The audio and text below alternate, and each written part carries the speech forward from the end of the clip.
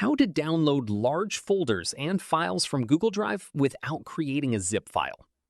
First, select your web browser, then open Google Drive and sign into your Google account if you are not already signed in. Instead of right-clicking a folder and selecting Download, avoid doing that because Google Drive will first compress all the files into a zip archive, which can take a long time for large folders. Instead, click Open in App from the sidebar. This will automatically open the Google Drive for Desktop page in a new browser tab. Since I've already downloaded and installed Google Drive for Desktop on my laptop, I don't need to download it again. However, if you haven't installed it yet, simply click Download Drive for Desktop and wait for the installer to finish downloading. Now, simply select the files or folders you need, then copy and paste them into another folder on your computer.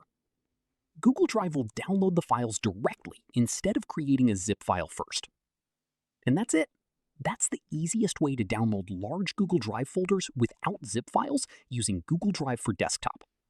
If you found this tutorial helpful, don't forget to like this video, subscribe to the channel, and follow for more tech tips, tutorials, and the latest updates. Thanks for watching.